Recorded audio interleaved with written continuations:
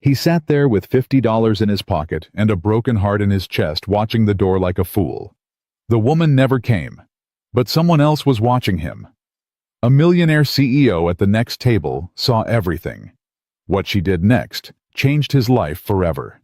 Before we dive into Daniel's story, hit that subscribe button and ring the bell, because you won't believe how this ends. And comment below what city you're watching from so I can see how far this story travels. Now let's begin.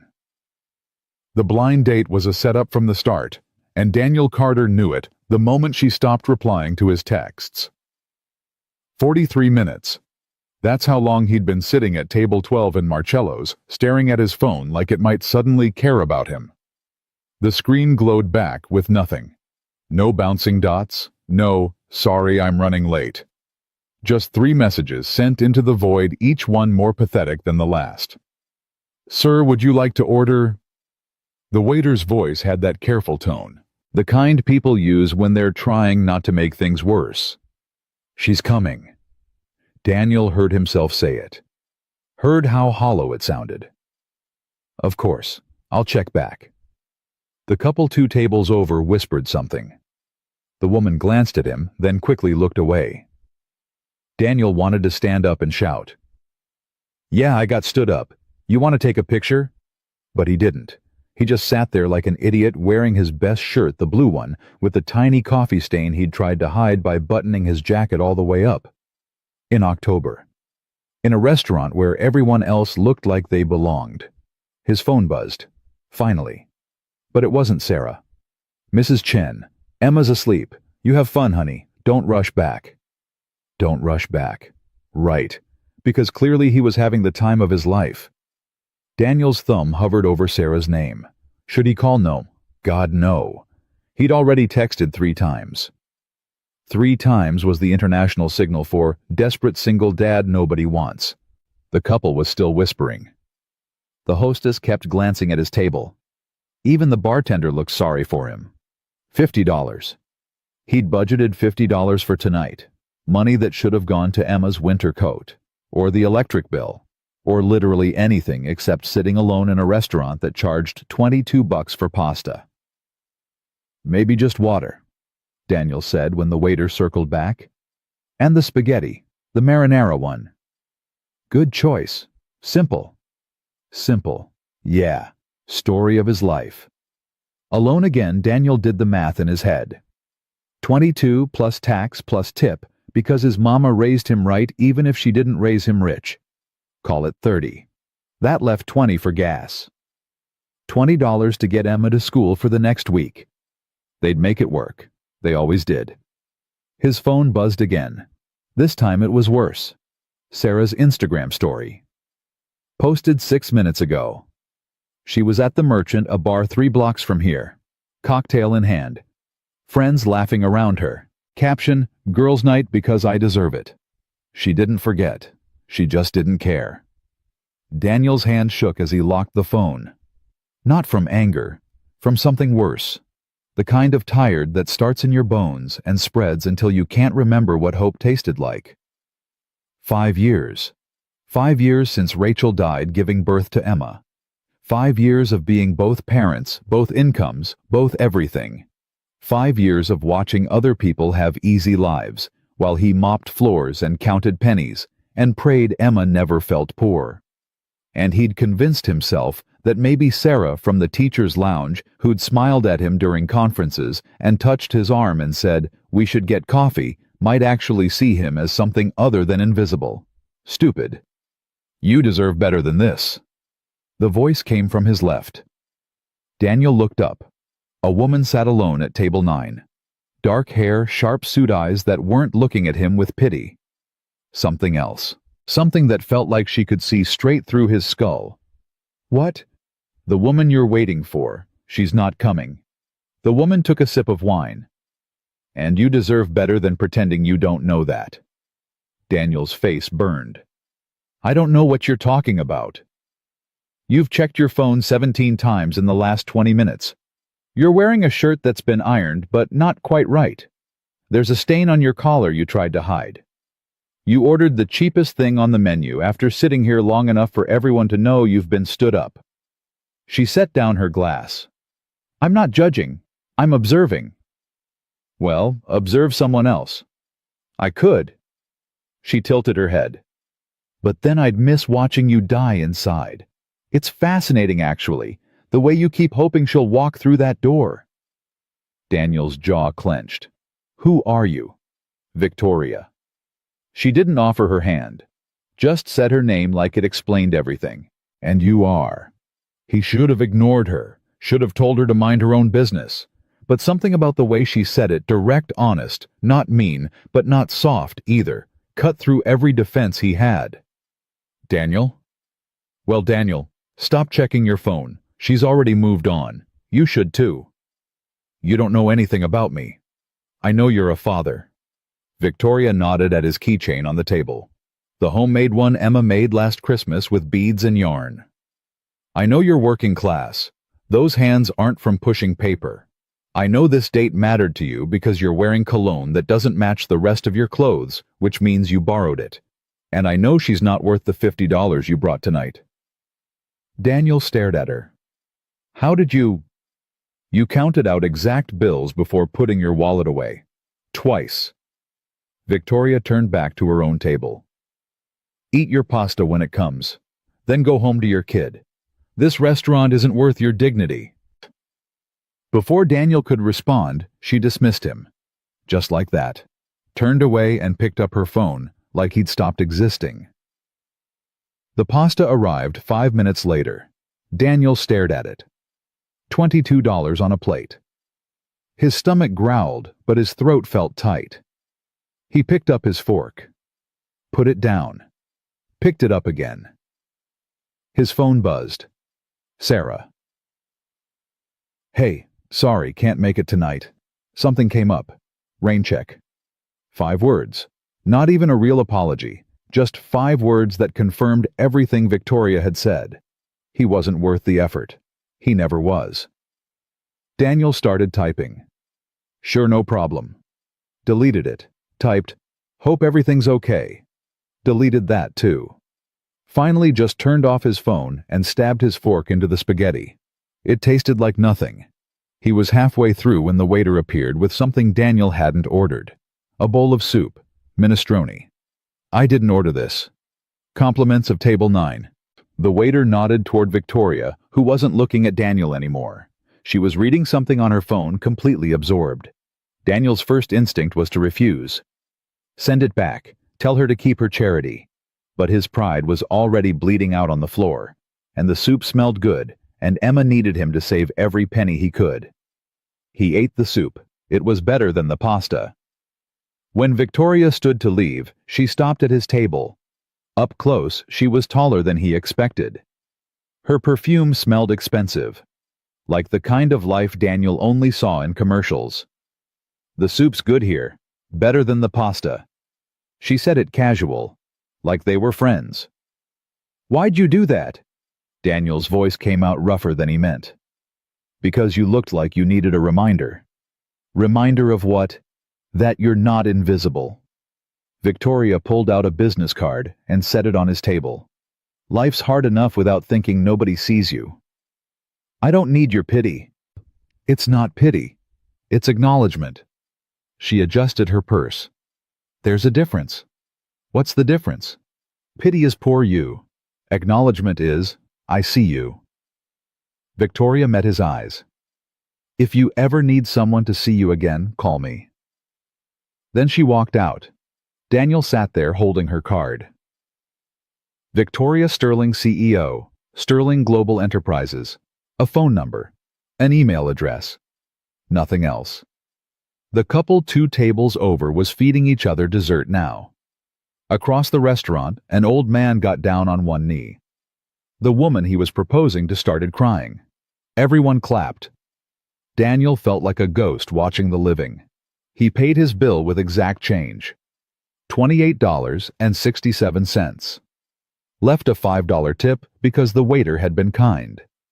That left him with $16.33 for the week.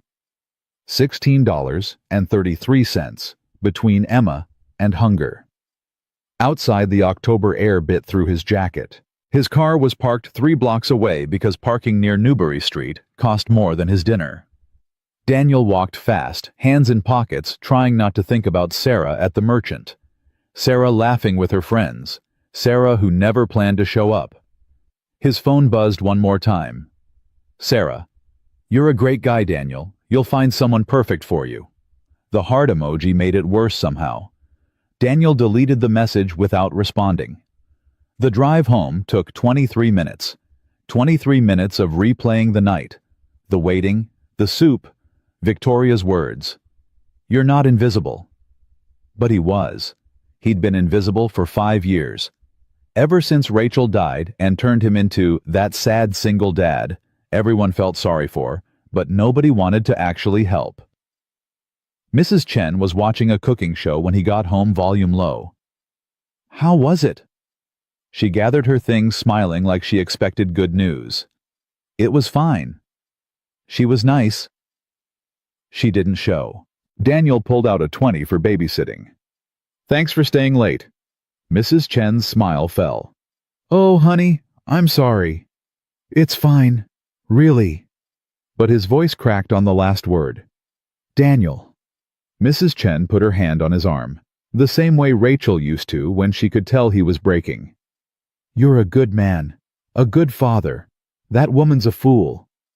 Yeah. Emma kept asking about you. About the princess. Mrs. Chen shook her head. I told her some princesses take time to find. After she left, Daniel stood in his daughter's doorway and watched Emma sleep. 5 years old. 5 years of being the center of his universe. 5 years of doing everything right and still feeling like he was failing. Daddy? Emma's voice was thick with sleep, her eyes barely open. Yeah, baby. Did you have fun? Daniel's throat closed. Sort of. Did you bring me back a princess? She always asked that. Ever since he'd told her that someday he might meet someone who could be her new mommy. Someone who'd be like a princess, kind and magical and perfect. Not tonight, Em. That's okay, Emma yawned. Maybe next time. Maybe. Daddy? Emma's eyes were closing again. Mrs. Chen says tired is grown up sad. Are you sad? No, baby, just tired. Okay, love you. Love you too. But after Emma fell back asleep, Daniel sat on the edge of her bed and let himself feel it. All of it. The humiliation, the loneliness, the crushing weight of being both parents and never enough. Rachel would have known what to do. Rachel always knew. He pulled out his phone and opened his photos. Scrolled back 5 years to the last picture he had of her. Hospital bed. Exhausted smile. Emma bundled in her arms. 3 hours before the hemorrhaging started. 3 hours before everything ended. I'm trying, Rach, Daniel whispered to the picture. I'm trying so hard. The picture didn't answer.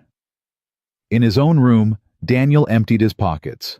$16.33. Victoria's business card. His keys with Emma's homemade keychain. He should throw away Victoria's card.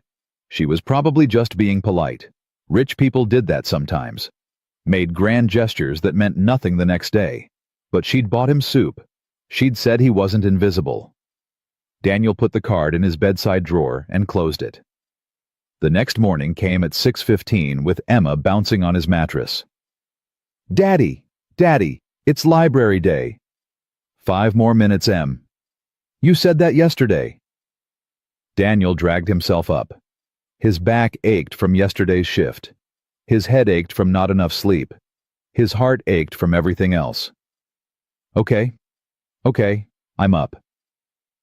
Can we have pancakes? We're out of mix. How about oatmeal? Emma's face fell. Oatmeal's sad breakfast. Oatmeal's healthy breakfast. That's what grown-ups say when breakfast is sad. But Emma climbed off the bed and padded to the bathroom. Can I have extra sugar? A little sugar. A lot sugar. medium sugar. At the kitchen table, Emma drew butterflies in her notebook, while Daniel made oatmeal and coffee and tried not to think about the $16 in his wallet. "Daddy, you look different," Emma said through a mouthful of oatmeal. "Different how?" "Sad different, like when you miss Mommy." Daniel's spoon stopped halfway to his mouth. "I'm fine, baby. Mrs. Chen says grown-ups always say fine when they're not." "Mrs. Chen talks too much. She says you need a hug." Emma put down her spoon and climbed into his lap, wrapping her arms around his neck. "So I'm giving you one." Daniel held his daughter and felt his chest crack open. "Thanks, Em." "Did the princess not like you?" "The princess didn't show up." "Why? I don't know, baby." "That's mean." Emma pulled back to look at him. "Mommy wouldn't be mean like that." "No, she wouldn't. So we'll find a better princess. One like Mommy." "Yeah." Daniel kissed her forehead. "We'll find a better one." At school, Emma hugged him hard before running toward her classroom. "Love you, Daddy. Don't be sad today." "Love you too." Daniel's shift at Boston. General started at 8. 4 hours of mopping floors before lunch. 4 hours after. Honest work. Necessary work. The kind of work that kept the hospital running and kept nobody remembering your name. By noon, his back screamed and his hands smelled like industrial cleaner. In the break room, he ate his peanut butter and jelly sandwich and checked his phone. No messages. Just a notification from his bank. Current balance $147.32. Emma's winter coat would have to wait another week, maybe 2. "Yo, Daniel." Marcus dropped into the chair across from him. "You look worse than yesterday. The date was that bad." "She didn't show." "Damn, that's cold." "Yeah." "You gonna try again?" Daniel took a bite of his sandwich. Chewed. Swallowed. "Probably not." "Don't give up, man. There's someone out there." "You keep saying that." "Because it's true." Marcus unwrapped his lunch. "My cousin found his wife when he was 42. 42. You're still young. I'm 34 with a 5-year-old and a dead-end job. I'm not anyone's dream. That's the depression talking. That's the reality talking." Marcus shook his head, but didn't argue.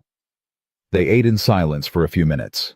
Around them, the break room hummed with other people's conversations, other people's lives.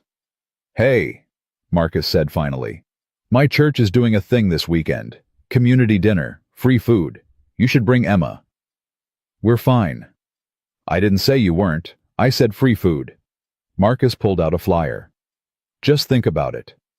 Daniel took the flyer to be polite, but when Marcus left, he actually looked at it. Community Workshop Nutrition for Families. This Saturday, Sterling Global Enterprises Building. Free dinner included. Daniel's hand stopped.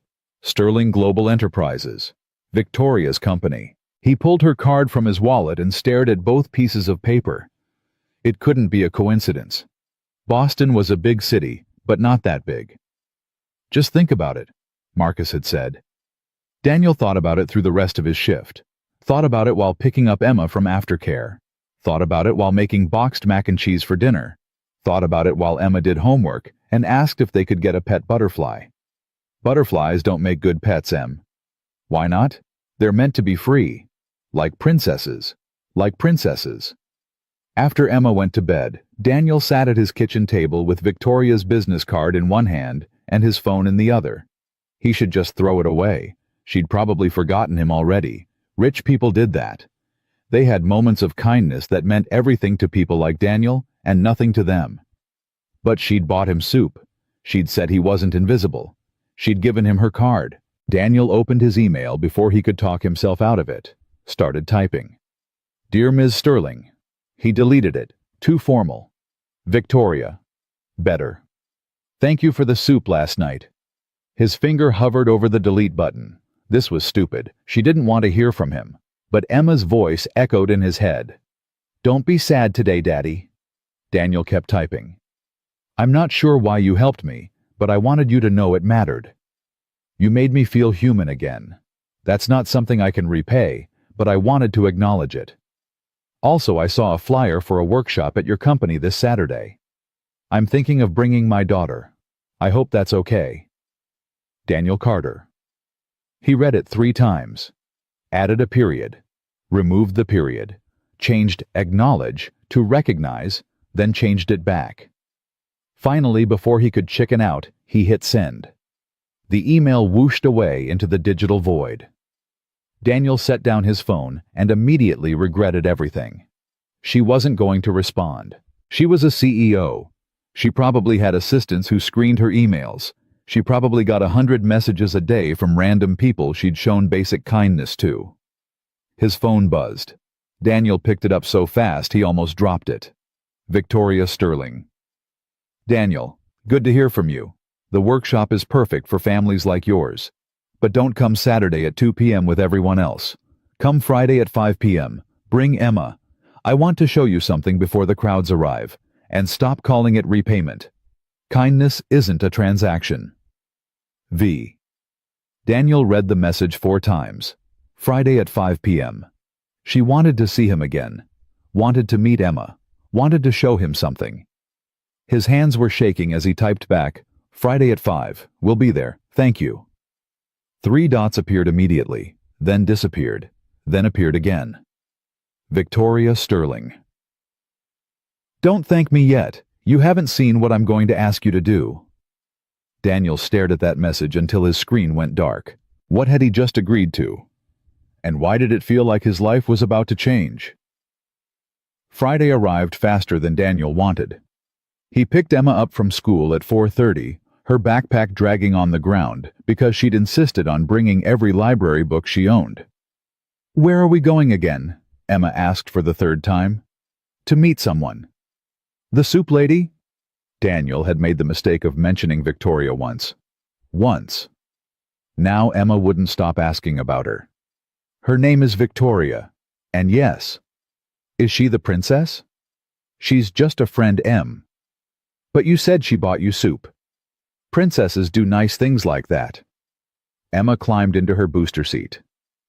In my book, the princess gives the knight soup when he's sad. That's a different kind of story. How? Because this is real life. Emma thought about that while Daniel buckled her in. Real life needs princesses too, Daddy. Daniel didn't have an answer for that. The Sterling Global Enterprises building stood downtown, all glass and steel and money. Daniel had mopped floors in buildings like this, had emptied trash cans in lobbies where people wore suits that cost more than his monthly rent, but he'd never walked through the front door like he belonged. Wow! Emma pressed her face against the car window. It's so shiny. Yeah. Are we allowed to go inside? We're invited. What if they know we're poor? Daniel's hands tightened on the steering wheel. We're not poor, Em. Madison says poor is when you can't buy new stuff. We never buy new stuff. We buy what we need. Madison has 3 American Girl dolls. I have 0. Madison's daddy is a lawyer.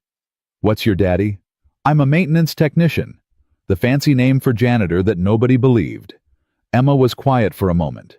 Then she said, I think that's better than a lawyer. Why? Because you fix things. Lawyers just talk. Daniel smiled despite himself. Where'd you learn that? Mrs. Chen. She says lawyers charged her son too much money for talking. They parked in the visitor lot. Daniel checked his reflection in the rearview mirror. Same old shirt, same tired face, same everything that had made Sarah not show up. Daddy, you look handsome, Emma said like she could read his mind. Thanks, baby. Can I hold your hand inside? It's really big. The building. Everything. Daniel took Emma's hand and walked through the revolving door. The lobby stretched up 3 floors, all marble and chrome and abstract art that probably cost more than his car. A fountain in the center played music somehow. Emma's eyes went wide. It's singing. It's water, Em.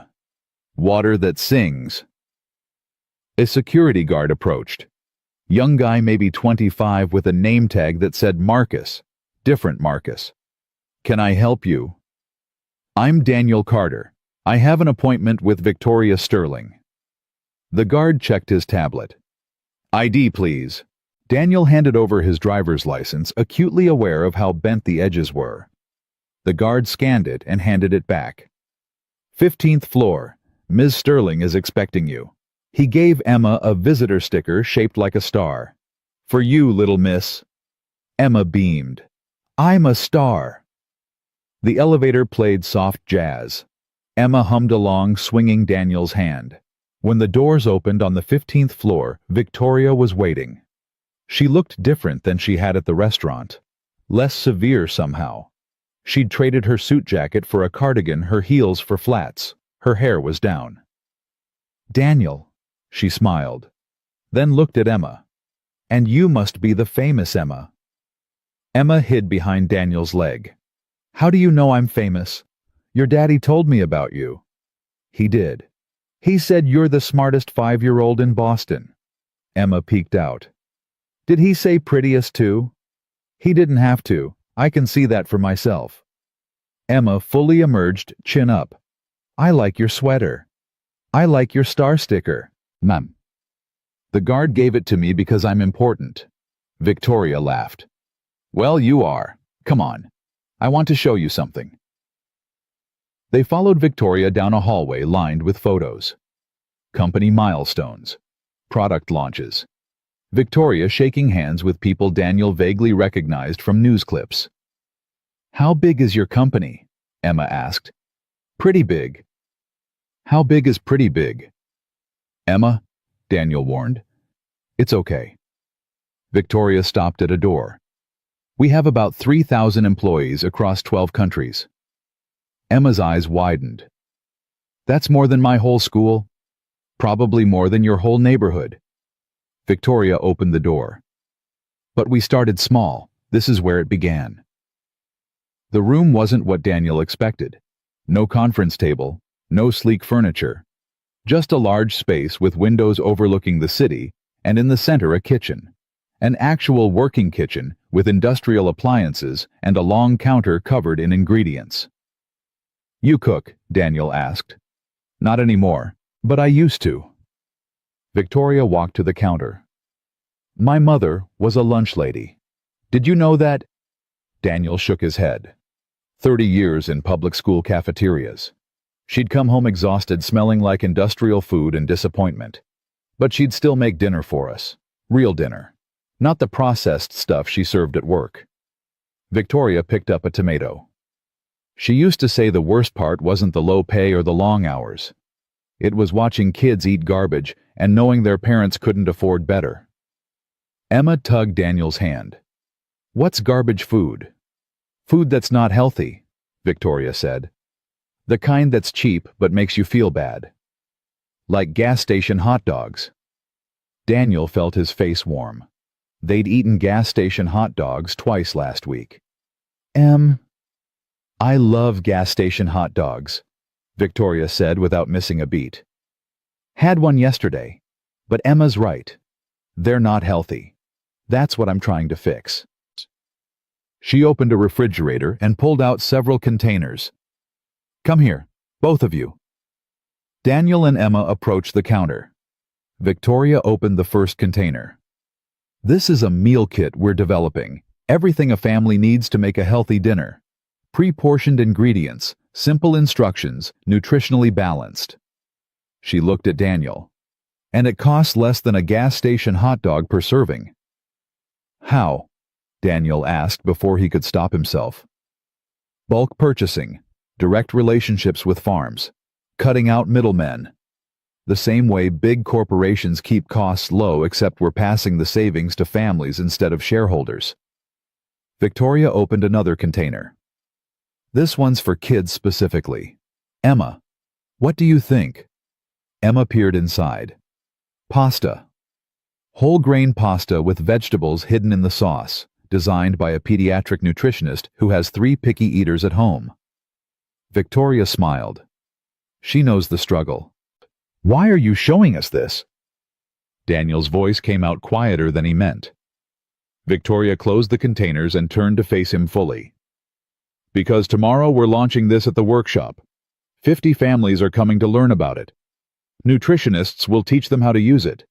We'll send them home with a week's worth of meals. Free. That's incredible. It's a start. But Daniel, I need something from you. Victoria leaned against the counter. I need you to speak. Daniel's stomach dropped. What? Tomorrow, at the workshop. I need you to tell your story. I don't have a story. Yes, you do. You're a single father working a demanding job, raising a daughter alone, trying to keep her fed and healthy on limited income. That's the exact story these families need to hear. No. Daniel shook his head. No way. I'm not standing in front of 50 people and what? Telling the truth. Being honest about struggle.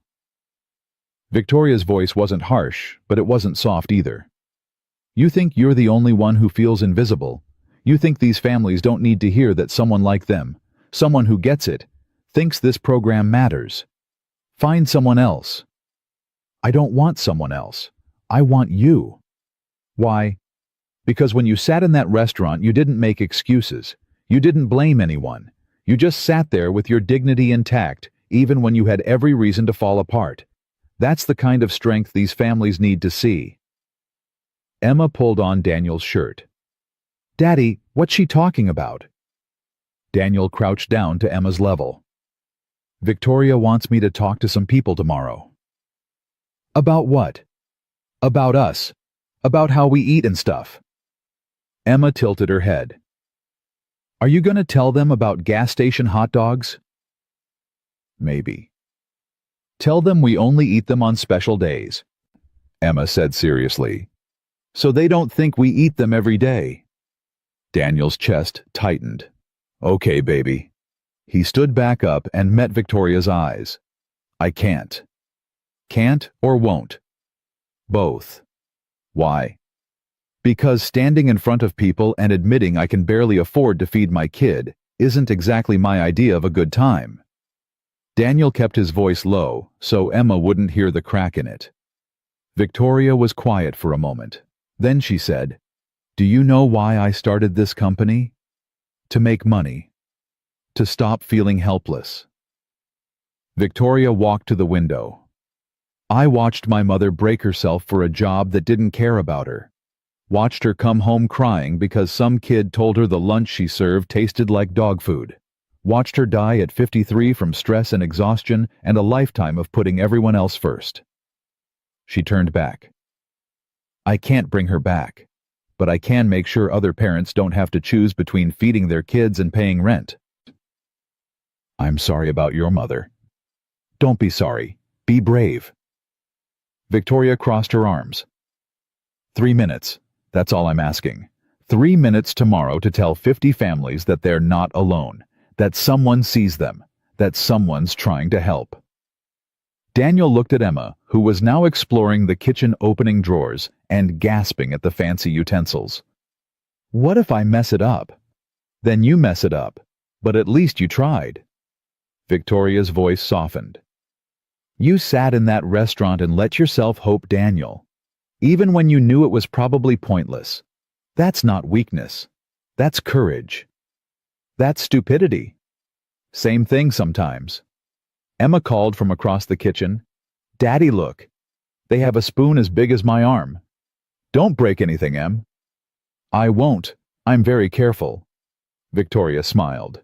She's wonderful. She's the only thing I haven't screwed up. You haven't screwed anything up.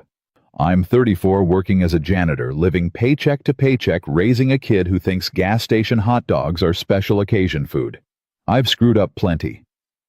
You're 34, working an honest job, raising a daughter who's smart and kind and knows that love matters more than American Girl dolls. That's not screwing up. That's succeeding against terrible odds. Daniel didn't know what to say to that. Didn't know how to explain that every day felt like drowning. That he was so tired of being strong. That he just wanted one thing, one single thing to be easy. I'll think about it, he said finally. That's all I ask. Victoria checked her watch. Have you two eaten? We were gonna grab something after. Grab something here. Victoria headed for the door. I'll order dinner. What does Emma like? You don't have to. I'm not asking if I have to. I'm asking what she likes. Emma appeared at Daniel's elbow. I like chicken nuggets, the dinosaur kind. Done. Daniel. I'm fine with anything. That's not an answer. Surprise me. 20 minutes later, they sat at a small table in Victoria's office. Emma had dinosaur nuggets, apple slices, and chocolate milk. Daniel had some kind of gourmet sandwich he couldn't pronounce, but tasted incredible. Victoria had a salad she barely touched. Why don't you eat? Emma asked through a mouthful of nuggets.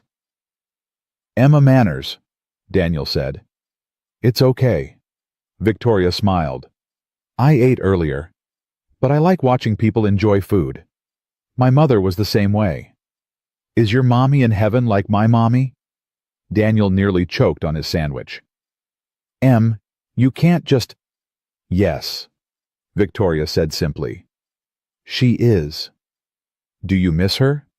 Every day. Me too. Emma dipped a nugget in ketchup. Sometimes I forget what she looks like. Is that bad? Victoria's expression softened. No, sweetheart. That's not bad. That's just what happens when we're little. Daddy has pictures, but pictures aren't the same as real. No, they're not. Emma was quiet for a moment, chewing thoughtfully. Then she said, Daddy says my mommy would have liked you. Daniel's hand froze halfway to his mouth. I never said that. You thought it. I saw your face. Emma turned to Victoria. He makes thinking faces. Victoria laughed. It was the first real laugh Daniel had heard from her. Not polite, not measured, just genuine. I make thinking faces too, Victoria said. What do they look like? Like this. Emma scrunched up her face. Except older. Emma, what you do. Victoria laughed harder. Daniel found himself smiling despite his embarrassment. After dinner, Victoria gave them a tour. She showed them the testing lab where products were developed, the packaging department where everything was checked for quality, the shipping area where orders went out. How many people does this feed? Daniel asked. Right now, about 10,000 families a month, but we're growing. Next year we want to hit 100,000. That's a lot of hot dogs prevented. Victoria said it serious, but her eyes smiled. Emma had been holding Daniel's hand the whole tour, but when they reached the main office floor, she suddenly let go and walked up to Victoria. Can I hold your hand instead? Daniel's heart stopped. Em, you can't just... It's okay. Victoria held out her hand. Emma took it without hesitation. They walked through the office like that, Victoria pointing out different departments, Emma asking 1,000 questions, Daniel following behind, watching his daughter bond with a woman she'd met an hour ago. It should have bothered him, should have triggered every protective instinct he had, but instead it just felt right. When they reached the elevator, Emma hugged Victoria's leg. Thank you for the dinosaur nuggets. You're welcome. Thank you for being my friend. We're friends now. If you want to be. Yes. Emma looked up at Daniel. Daddy, we made a friend. I see that. In the elevator going down, Emma wouldn't stop talking. Did you see all the computers, and the big room with the food, and Victoria's shoes that matched her sweater? She's so pretty, Daddy, and nice, and she has a big spoon. She does have a big spoon. Do you think she's lonely? The question caught Daniel off guard. What? Victoria. She has a big office, but nobody was in it, just her. That seems lonely. Daniel thought about Victoria sitting alone at table 9, watching him fall apart, buying him soup. Maybe. We should invite her over. Emma said it like it was obvious. She's very busy. Busy people get lonely too. Mrs. Chen says her daughter is a doctor and she's always busy and always lonely. Mrs. Chen needs to stop sharing so much with you. She says I'm a good listener. In the car, Daniel's phone buzzed. A text from Victoria. Emma's right. I am lonely. And I'd love to come over sometime, if that's okay. Daniel stared at the message, then at Emma in the rearview mirror humming to herself and looking out the window. He typed back, "How did you hear that?" "We were in the elevator." "I gave Emma my number. She texted me. She's very persuasive." "She's 5. Exactly. Imagine how persuasive she'll be at 15.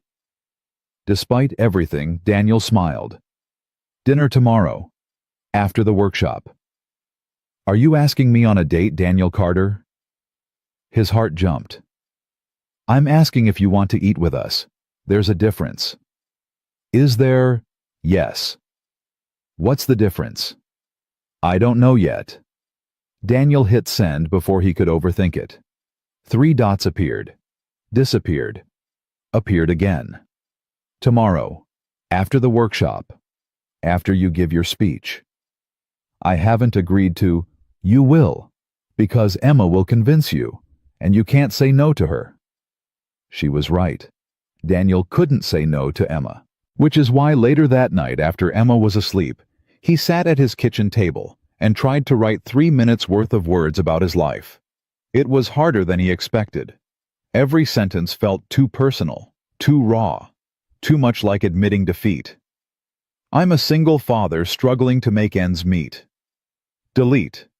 "My daughter and I live paycheck to paycheck." Delete. "Sometimes I'm not sure we're going to make it."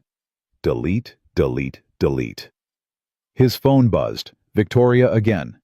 "Stop overthinking. Just tell them about the restaurant, about the $50, about Emma asking if you found her a princess. Tell them the truth. That's all anyone wants." "How do you know I'm overthinking?"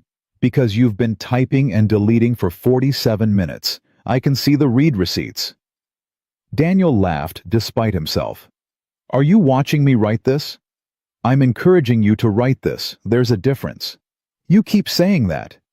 "Because it keeps being true. Now stop texting me and write something. Anything, even if it's terrible." Daniel set down his phone, picked up his pen, started writing. "My name is Daniel Carter. I'm a father. I'm a janitor. And last week I spent $50 I didn't have on a date with a woman who never showed up." He kept writing. About the restaurant, the soup, Victoria's words, Emma's questions, the gas station hot dogs, the electric bill, the constant crushing weight of trying to be enough. By midnight, he had 3 pages. Way more than 3 minutes. But it felt good to get it out. Felt like lancing a wound. His phone buzzed one more time. Victoria. "Sleep well, Daniel. Tomorrow's going to change things. Trust me." Daniel looked at those words for a long time. Then he wrote back, "I hope you're right." Because the truth was he was tired of things staying the same. Tired of being invisible. Tired of just surviving. Maybe it was time to start living, even if it scared him. Especially if it scared him.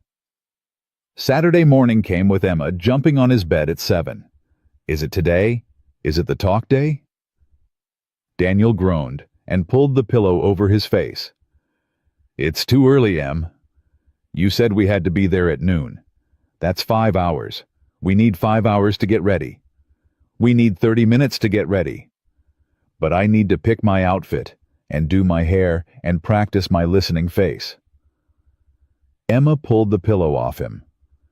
"Mrs. Chen says listening faces are very important." Daniel sat up. His 3 pages of writing sat on the nightstand, folded and refolded so many times the creases had gone soft. He'd read them 17 times before finally falling asleep at 2. Okay, I'm up." Emma clapped. "Can I wear my butterfly dress?" "It's October, baby. You'll freeze." "What if I wear my jacket over it?" "Then you'll look like a butterfly wearing a jacket." "Exactly." Emma ran out of the room. "That's the point." By 11:30, they were in the car. Emma, in her butterfly dress and winter jacket hair in 2 braids she'd insisted on doing herself. They looked crooked. Daniel didn't have the heart to fix them. "Are you nervous?" Emma asked. "A little." "Mrs. Chen says being nervous means you care. Mrs. Chen's very wise. She also says sometimes you have to do things even when you're scared, like when she had to get her tooth pulled. She was scared, but she did it anyway, and now she can eat apples again." Daniel glanced at her in the mirror. "When did she tell you that?" "Yesterday. She came over to bring us cookies while you were at work. She says you work too much." "She said that to you?" "She said it to the cookies, but I was there so I heard it." Emma swung her legs. "I think she's right. You're always tired, Daddy." "I'm okay, Em. That's what you always say." They pulled into the Sterling Building parking lot. It was already half full. Families unloading from minivans and sedans, kids running around, parents looking both hopeful and exhausted in that universal way Daniel recognized immediately. "There's a lot of people." Emma's voice got smaller. "You nervous now?" "A little." "That means you care." Emma smiled. Mrs. Chen's smart. Inside, the lobby had been transformed. Tables everywhere with registration forms and name tags. Volunteers in Sterling Global shirts directing traffic. The fountain was still singing, but now there were balloons tied to it. Victoria appeared from somewhere wearing jeans and a Sterling Global shirt. Daniel had never seen her in jeans. She looked younger, more real. "You came." She said it like she'd been worried he wouldn't. "I came. Did you write something?" Daniel patted his pocket. 3 pages. "That's way more than 3 minutes. I got carried away." "Good. Passion is better than polish." Victoria crouched down to Emma's level. "Love the braids." "I did them myself." "I can tell. They're perfect." "They're crooked." "Perfect can be crooked." Victoria stood back up. "Registration is at table 3. After that, the main presentation is in the auditorium. You'll speak about halfway through. Then we break for the cooking demonstration and dinner." Daniel's stomach flipped. "Halfway through? Got it. You'll be great." "You keep saying that." "Because it keeps being true." Victoria touched his arm. Just briefly. Just enough to send electricity through his entire nervous system. "I need to go coordinate some things, but I'll be watching. Both of you." After she left, Emma tugged Daniel's sleeve. "She touched your arm." "I know. That means she likes you. Madison's big sister says when someone touches your arm, it means they like you. Madison's big sister is 12. So, she knows stuff." Emma pulled him toward registration. "Come on, we have to get our name tags." The volunteer at table 3 was an older woman with kind eyes and a name tag that said Dorothy. "Names, please." "Daniel and Emma Carter." Dorothy scanned her list. "Oh, you're the speaker. Ms. Sterling's been asking about you all morning." Daniel's face warmed. "Has she?" "Every 5 minutes." "Is Daniel here yet?" "Has Daniel checked in?" Dorothy handed them their name tags. "You must be pretty important." "I'm really not." "Well, she thinks you are. That's what matters." Dorothy winked at Emma. "And you must be the famous Emma." Emma beamed. "I'm famous twice now." They found seats in the auditorium, rows and rows of families, single parents with tired eyes, couples holding hands, kids squirming in chairs, everyone looking like they wanted to hope, but didn't quite remember how. The lights dimmed. Victoria walked onto the stage. No microphone, just her voice carrying across the room. "Thank you all for coming. I know Saturday mornings are precious.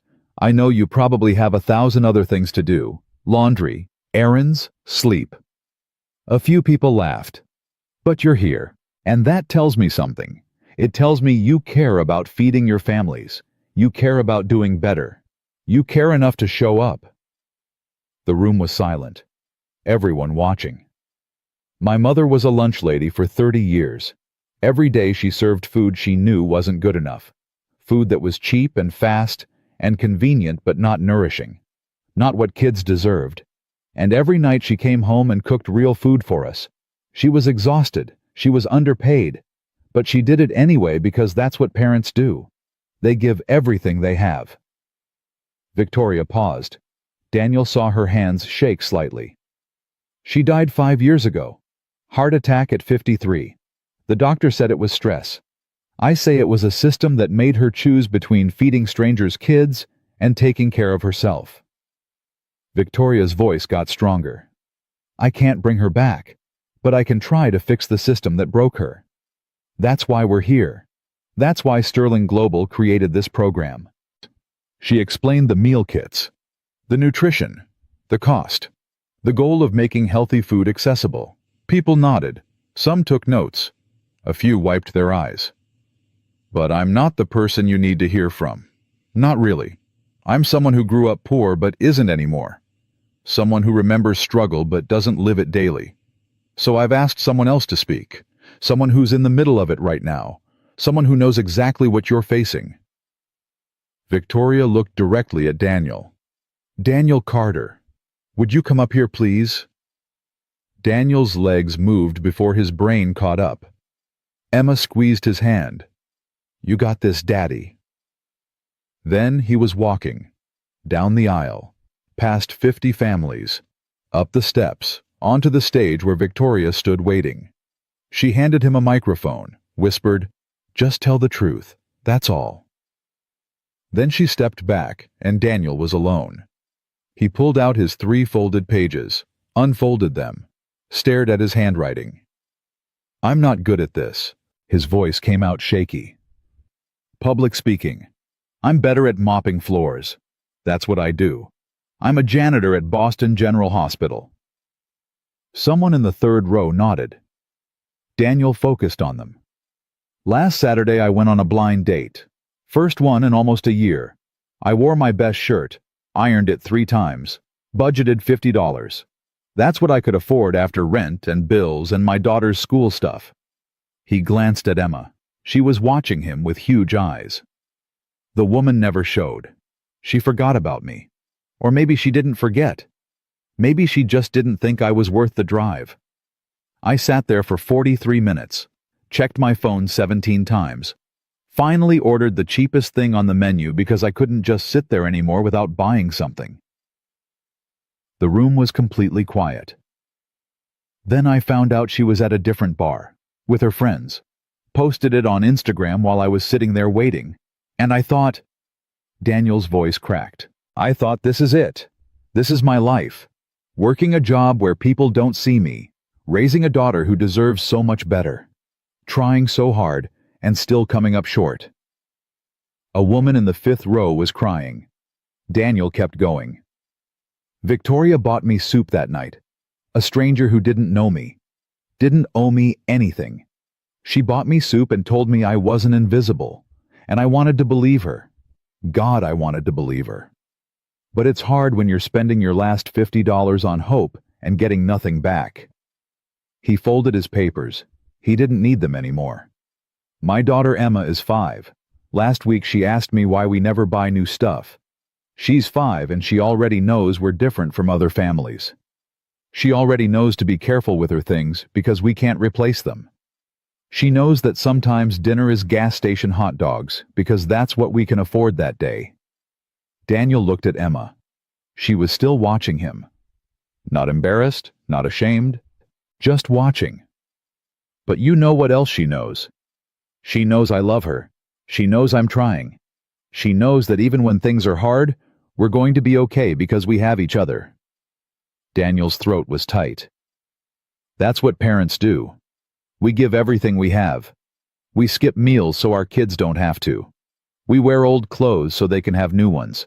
We sacrifice everything and call it Tuesday. Several people were crying now. Even some of the volunteers. I don't have solutions. I don't have wisdom. I'm just a guy who's barely keeping his head above water most days. But Victoria asked me to speak because she thought you needed to hear from someone like you. Someone who gets it. Someone who's tired and scared and doing it anyway. Daniel looked at Victoria. She was crying too. This program she's created, it's not charity. It's acknowledgement. It's someone finally saying, I see you. I see how hard you're working. I see that you deserve better. And maybe that doesn't fix everything. Maybe we still go home to bills we can't pay, and jobs that don't appreciate us, and systems that weren't built for people like us. But at least we go home knowing someone cares. Someone's trying. Someone made soup for us when we needed it most. He handed the microphone back to Victoria. Started to walk off stage. Then Emma's voice cut through the silence. That's my daddy. The room erupted. People stood up, clapped. Some were still crying. A man in the back shouted, "Thank you." A woman near the front mouthed, "You're not alone." Daniel made it back to his seat. Emma threw her arms around him. "You were so good, Daddy, so good." "Was I?" "You made people cry. That means it was important." Victoria finished the presentation, talked about sign-ups and cooking demonstrations and taking home meal kits. But Daniel barely heard it. His heart was pounding. His hands were shaking. He'd just told 50 strangers his deepest shame, and somehow it felt like freedom. After families swarmed him, shook his hand, shared their stories. A single mom with 3 kids under 7. A dad whose wife left him with twins. A grandmother raising her grandson alone. Everyone had a version of the same story. Everyone was tired. Everyone was trying. "You spoke for all of us," the single mom said, tears on her face. "Thank you." Victoria found him an hour later. Emma was in the cooking demonstration with other kids learning to make healthy smoothies. "You okay?" Victoria asked. "I don't know. That was brave. Terrifying." "Same thing." Victoria smiled. "You were incredible, Daniel. Every person in that room felt seen because of you." "I just told the truth." "Exactly. Most people are too afraid to do that." She paused. "Dinner offer still stands, if you want." "Are you still asking if I'm asking?" "No, now I'm just asking."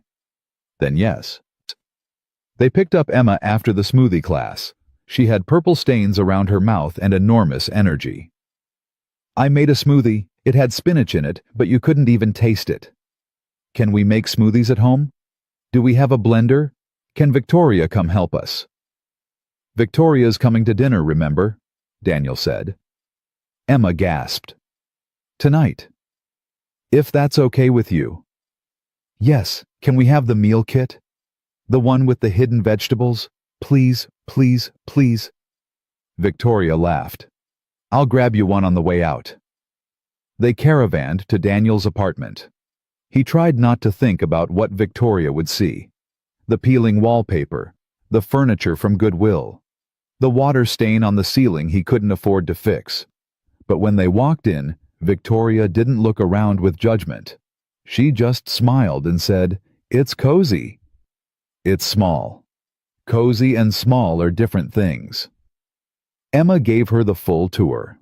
"This is the living room where we watch movies. This is the kitchen where Daddy makes oatmeal. This is my room where I keep my stuffed animals. And this is Daddy's room, but we're not supposed to go in there because it's private." "Emma." Daniel's face burned. "What you said." Victoria was trying not to laugh. "Thank you for the tour, Emma. Very thorough." They cooked dinner together. Victoria read the instructions. Emma measured ingredients. Daniel chopped vegetables and tried not to think about how domestic this felt. How right. "Can you stay for movie night?" Emma asked while stirring the sauce. Victoria's busy." "I'm not busy," Victoria said. "Really? Really? What movie?" "The Princess Bride." Emma didn't wait for confirmation, just assumed it was happening. After dinner, which Emma declared the best food ever in the whole world, they piled onto the couch. Emma wedged between them already in pajamas, clutching her stuffed rabbit. The movie started. Emma provided commentary. "This is the good part. This is the funny part. This is the part where Daddy always cries, but he says he's not crying, he just has allergies." I don't cry at movies. You do. I see you. Victoria smiled. What part makes him cry? The end. When the princess realizes the farm boy loved her the whole time. Emma. It's true. You get all sniffly. Halfway through, Emma fell asleep. Her head on Victoria's shoulder, Rabbit clutched to her chest, breathing soft and even. Should I move her? Daniel whispered. No, she's fine. Victoria adjusted slightly, so Emma was more comfortable. She's wonderful, Daniel. You're doing an amazing job with her. Most days I feel like I'm failing. Most days all parents feel like that. But look at her. She's happy, confident, kind. You did that. Rachel did that. I'm just trying not to mess it up. Victoria was quiet for a moment. Then she said, Can I tell you something? Yeah. When I saw you at Marcello's sitting there alone, I almost didn't say anything. Almost let you have your private moment. But then I saw your face when you checked that Instagram story. You looked like I felt when my mother died, like the world had confirmed your worst fear about yourself. Daniel's throat tightened. What fear? That you're not enough, that you don't matter, that you're easy to forget. Victoria looked at him. And I couldn't let you sit there believing that, because it's not true. You matter, Daniel. You matter so much. You don't even know me. I know you spent your last $50 on hope. I know you wrote 3 pages at midnight because you wanted to help people. I know your daughter feels safe enough to fall asleep on a stranger because you've taught her the world can be good. I know enough. Daniel didn't know what to say. Didn't know how to explain that every word she said was cracking something open inside him, something he'd kept locked for 5 years. Why are you being so kind to me? Because kindness isn't something we're supposed to ration, Daniel. It's something we're supposed to waste on people. Spend it freely. Give it away constantly. My mother taught me that. And if I've learned anything since she died, it's that small acts of kindness are the only things that survive us.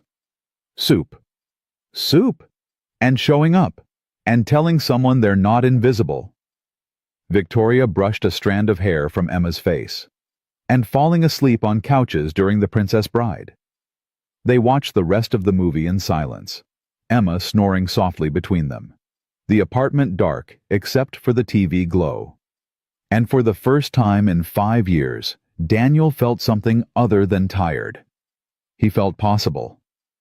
When the credits rolled, Victoria carefully extricated herself from Emma. I should go. Let you put her to bed. Daniel picked up Emma. She stirred but didn't wake. Thank you. For today. For all of it. Thank you for being brave. Victoria grabbed her purse. Same time next week. What did ye? Dinner? Movie? Emma falling asleep halfway through. I liked it. Want to do it again. Daniel's heart hammered. Are you asking me on a date? I'm asking if you want to spend time with me. There's a difference. Is there? Yes. What's the difference? Victoria smiled. I don't know yet, but I'd like to find out. After she left, Daniel carried Emma to bed, tucked her in, kissed her forehead. Is Victoria the princess? Emma mumbled, half asleep. What? The one I asked you to find. Is it her? Daniel's chest tightened. I don't know, baby. I think it is. She has princess eyes. What are princess eyes? The kind that see you even when you're invisible. Emma yawned. Like mommy's eyes. After Emma fell back asleep, Daniel sat on his bed and pulled out his phone, stared at it for 10 minutes before finally typing. Thank you for tonight. Emma thinks you have princess eyes. Victoria's response came immediately. Tell Emma thank you, and tell her father he has brave eyes. The kind that see possibility even in the middle of struggle. That's rare. Daniel read that message 5 times. Then he wrote back. Same time next week then. But it's my turn to cook. Deal. But I'm bringing dessert. What kind? The kind you can't get at gas stations. Daniel laughed out loud. Actually laughed. Then he set down his phone and lay back on his bed and stared at the water stain on his ceiling. For 5 years, that stain had felt like a monument to everything he couldn't fix. Every shortcoming, every failure, every way he came up short. But tonight, it just looked like a water stain. Nothing more. Nothing less. Just something that would get fixed eventually. When he had time. When he had money. When he had space to breathe. And for the first time in a long time, Daniel thought maybe that day wasn't as far away as it seemed. Maybe Victoria was right. Maybe he did matter. Maybe he wasn't invisible.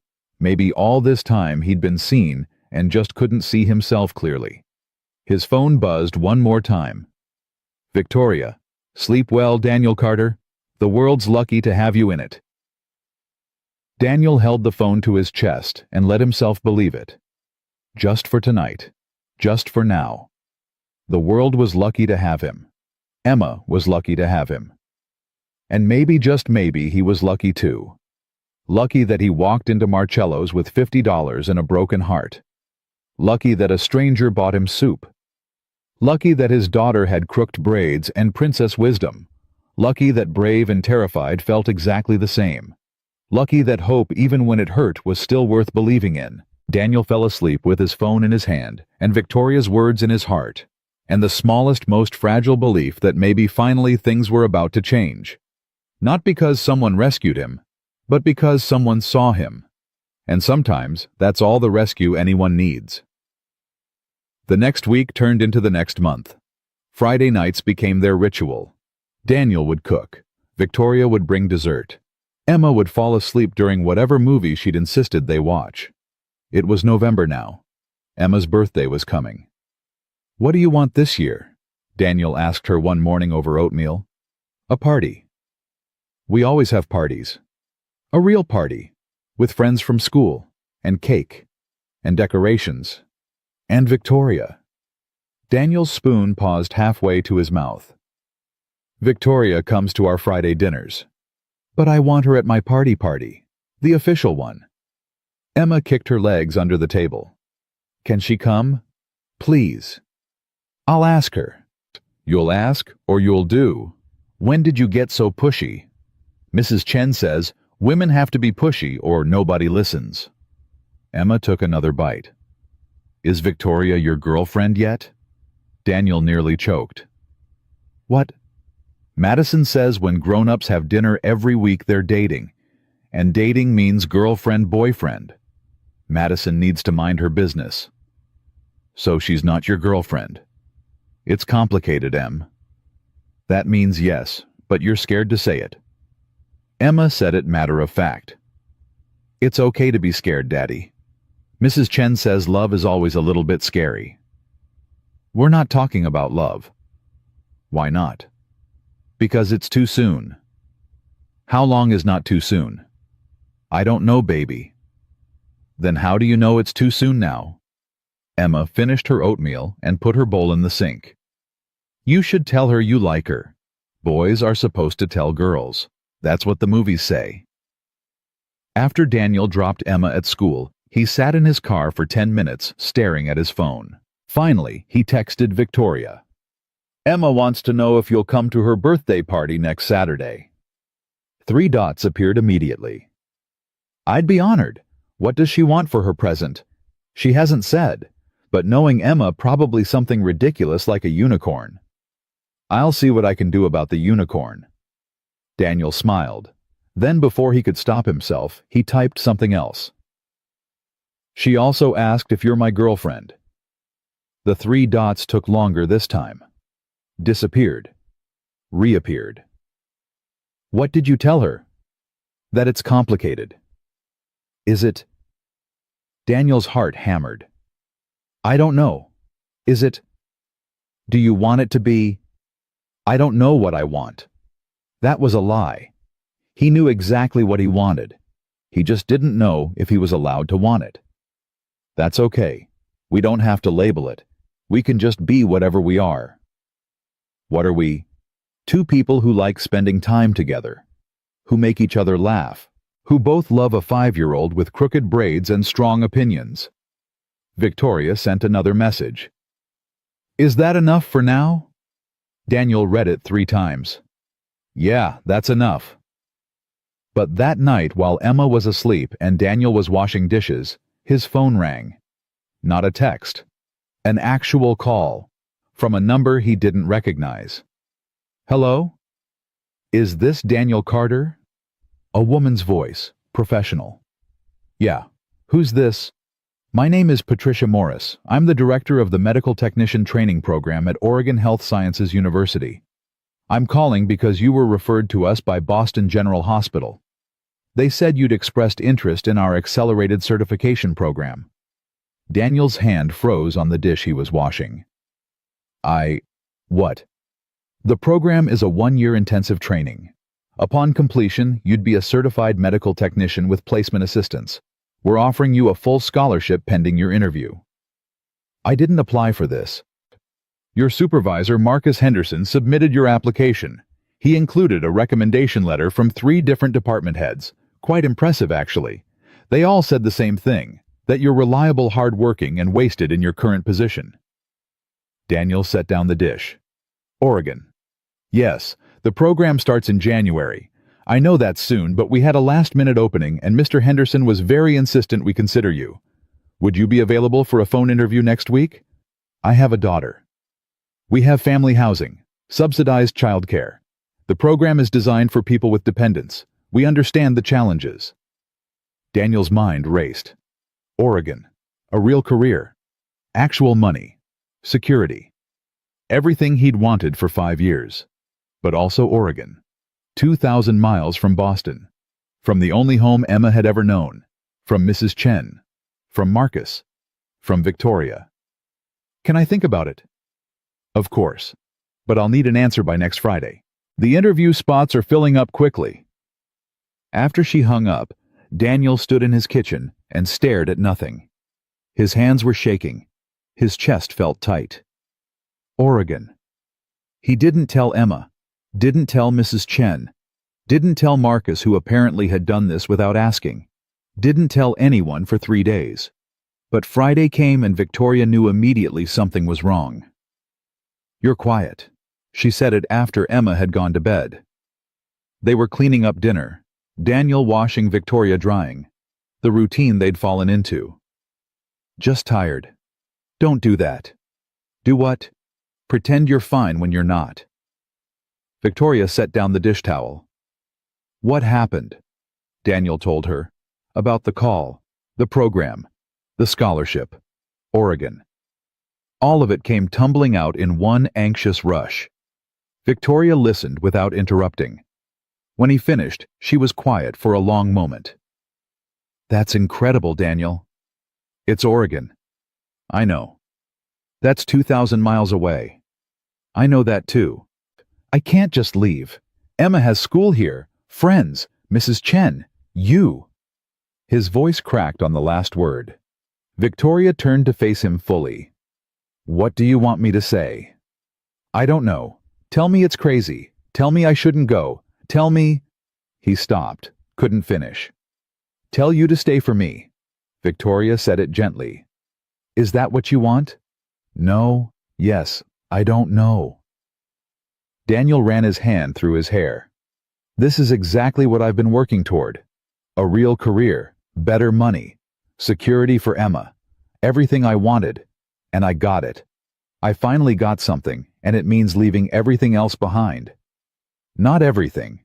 You'd be taking Emma, taking your future, taking the chance to build something better. But I'd be leaving you, right when we're... whatever we are. Victoria smiled sadly. You can't build your life around someone you've known for 6 weeks, Daniel. Why not? Because that's not fair to either of us. You'll resent me eventually. For being the reason you didn't take the opportunity. I wouldn't. You would. Maybe not right away. Maybe not for years. But one day, you'd look at Emma and wonder what life would have been like if you'd been able to give her more. And you'd remember that you had the chance, and you gave it up for a woman you barely know. I know you. You know what I show you. There's a difference. Victoria picked up the dish towel again. You have to go, Daniel. Just like that. You're not going to fight for this. Fight for what? For you to stay in a city where you're struggling, where you're exhausted, where you're barely making it work. That's not love, Daniel. That's selfishness. So what is love then? Victoria's eyes filled with tears. Loving someone means not clipping their wings, even when you want to, even when it hurts, especially when it hurts. Daniel felt something break in his chest. I don't want to go. I know. But I have to. I know that too. Victoria wiped her eyes. When's the interview? Next Tuesday. Then let's not waste the time we have left talking about goodbyes. Let's just be here, right now, for however long we get. Emma's birthday party came that Saturday. 10 kids from school running around their tiny apartment. Streamers Victoria had brought. A cake shaped like a butterfly that probably cost more than Daniel's weekly grocery budget. Emma wearing her butterfly dress without the jacket, because inside it was warm and safe. Make a wish, the kids shouted. Emma closed her eyes, blew out the candles. When Daniel asked her later what she wished for, she just said, I can't tell you, or it won't come true. But that night after everyone left, and Emma was in bed with her new stuffed unicorn, Victoria had somehow found. Emma called Daniel back to her room. Daddy. Yeah, baby. I wish that we could stay together, all three of us, forever. Daniel's throat closed. I know you're thinking about leaving. I heard you on the phone. I heard you and Victoria talking. Emma hugged her unicorn. Are we going away? Maybe. There's a school in Oregon that wants me to learn to be a medical technician. It's a really good opportunity. Is Victoria coming? No, baby. She has to stay here for her company. But we'll come back. I don't know. Probably not for a while. Emma was quiet. Then she said, Will you still love her if we leave? The question hit him like a punch. I never said I love her. But you do. I can tell. You make the same face at her that you make at me. The soft face. The one that means your heart is happy. Daniel sat on the edge of her bed. Did Mrs. Chen teach you that too? No, I just know. Because I love her too. Emma's voice got smaller. Does she love us back? I think so. In her way. Then why can't she come with us? Because her life is here, her company, her work, everything she's built. But we're here too. Aren't we part of her life now? It's more complicated than that, baby. Grown-ups always say that when they don't want to explain. Emma turned over to face the wall. I don't want to leave, but if we have to go, I want to come back. Promise we'll come back. I promise we'll try. That's not a real promise. It's the only one I can make. The phone interview happened Tuesday. Daniel answered questions about his work history, his goals, his ability to handle intensive coursework while parenting. He must have said the right things because Wednesday morning they called back with acceptance. The program started January 10th. 6 weeks away. 6 weeks to pack up 5 years of life. To tell Emma's school she was leaving. To find someone to take over their apartment lease. To say goodbye to everything familiar. 6 weeks to figure out how to leave Victoria. They spent every night together after that. Not just Fridays. Every single night. Daniel would put Emma to bed, then Victoria would come over. They'd sit on his couch and watch bad TV and not talk about January. Tell me about Oregon, Victoria said one night. I've never been there. Tell me what you imagine. Mountains, I think. Rain. Different rain than here. The kind that feels clean instead of cold. Daniel shifted closer to her. A better apartment. Maybe with 2 bedrooms. Emma could have her own space. Her own room that isn't 5 feet from mine. What else? A job I'm proud of. Coming home tired but satisfied instead of tired and empty. Being able to buy her that winter coat without calculating if we can eat that week. That sounds good. It sounds lonely. Victoria rested her head on his shoulder. You won't be alone. You'll have Emma. You know what I mean. I know. She was quiet for a moment. Can I tell you something? Yeah. I'm glad you're going. Really, truly glad. Because you deserve every good thing waiting for you there. But I'm also completely devastated, and I'm trying really hard to be mature and selfless about this. But honestly, Daniel, I don't want you to go. Daniel turned to look at her. Then ask me to stay. I can't. Why not? Because if I ask, you might say yes. And then I'd spend the rest of my life knowing I held you back. What if you wouldn't be holding me back? What if you'd be giving me a reason to build something here? You can't build a life on 6 weeks and Friday dinners. That's not a foundation. That's just the beginning of something that didn't get time to become real. It feels real to me. It feels real to me too. But feelings aren't enough. Not for this. Not for uprooting your daughter's whole world. Victoria pulled away slightly. You have to go, and I have to let you. That's what love looks like sometimes. Letting go. You said love. I know what I said. Say it again. Daniel, say it. Please. I need to hear it once before I leave. Victoria's eyes filled with tears. I love you. I love Emma.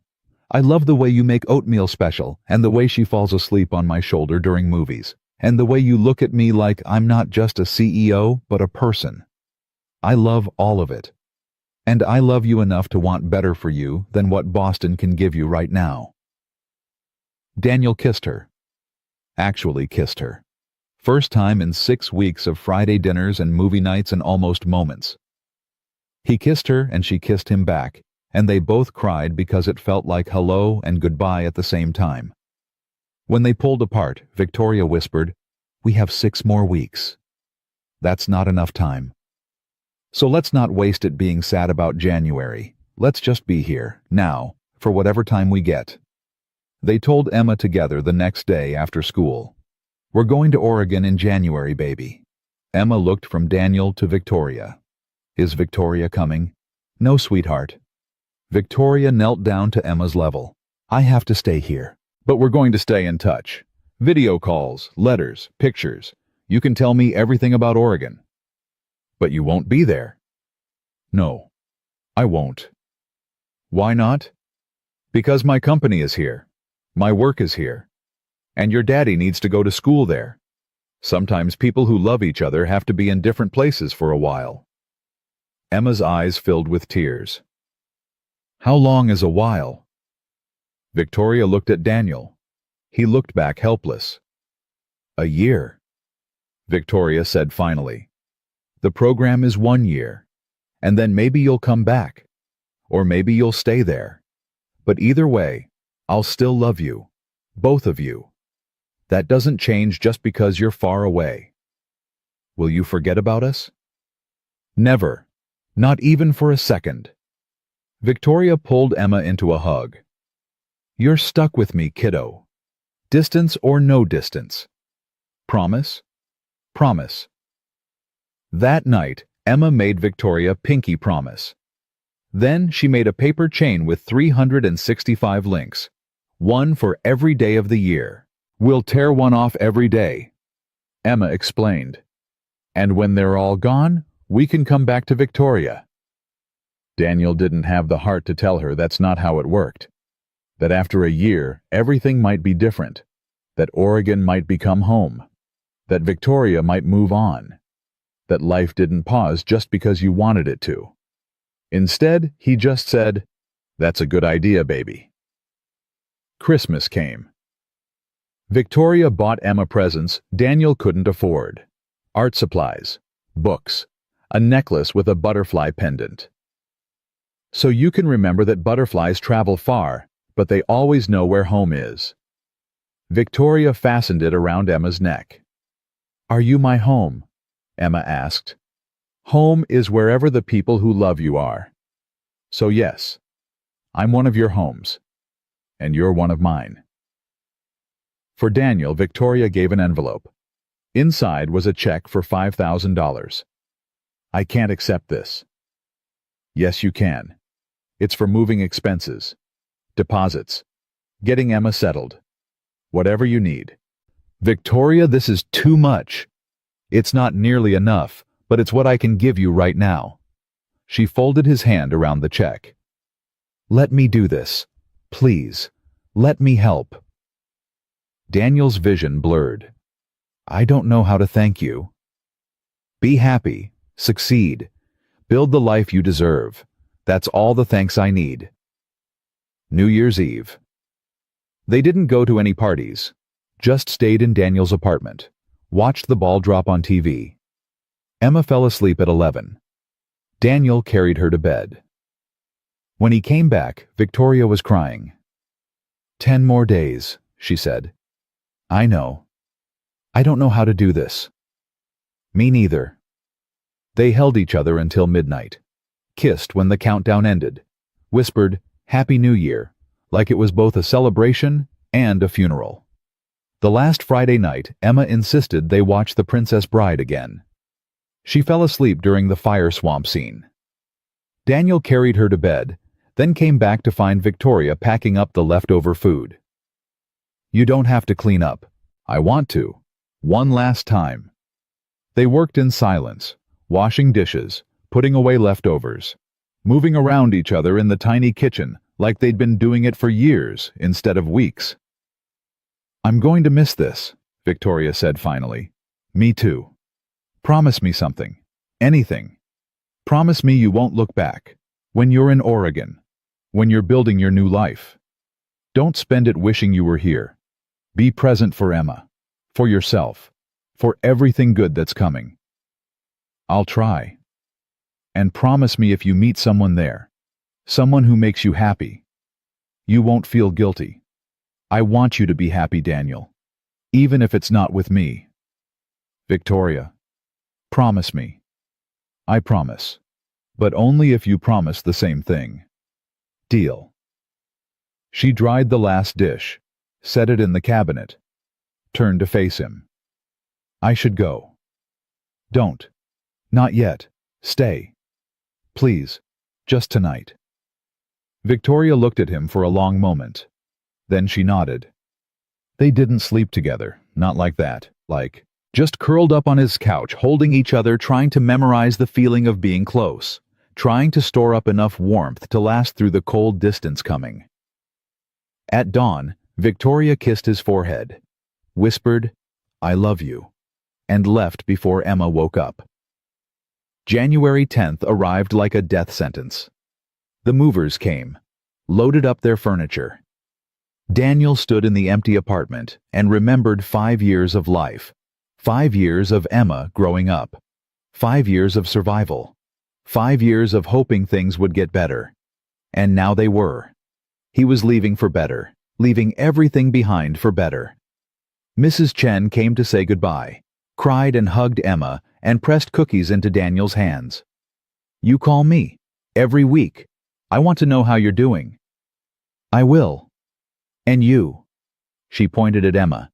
You be good for your daddy. Help him when he's sad. Why will Daddy be sad? Emma asked. Because leaving people you love is always sad. Even when it's right. Marcus came too, shook Daniel's hand, slapped his back. You're gonna kill it, man. I'm proud of you. Why didn't you ask me before you submitted the application? Because you would have said no, and you deserved a chance to say yes. Marcus grinned. You can thank me later.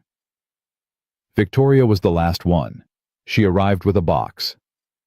Don't open it until you get to Oregon. What is it?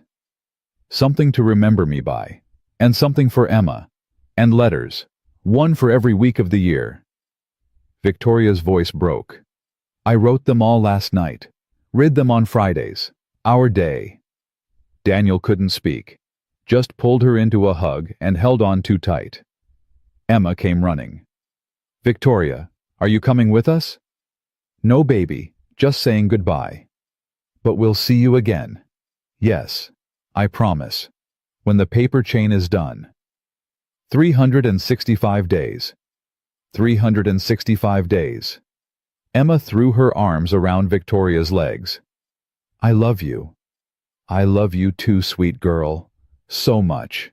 Daniel loaded Emma into the car, buckled her in. She clutched her unicorn and the first link of her paper chain. Daddy, I don't want to go. I know, baby, but we have to. Will Victoria be okay without us? Daniel looked back at Victoria standing in the parking lot crying and waving. I don't know, Em. I hope so. They drove away. Emma watched through the back window until Victoria was just a speck. Then just a memory. Then just gone. Daddy. Yeah. When we come back, will everything be the same? Daniel's hands tightened on the steering wheel. I don't know, baby. Probably not. Will Victoria still love us? I think so. Real love doesn't go away just because people do. Is that true? I hope so, Em. I really hope so.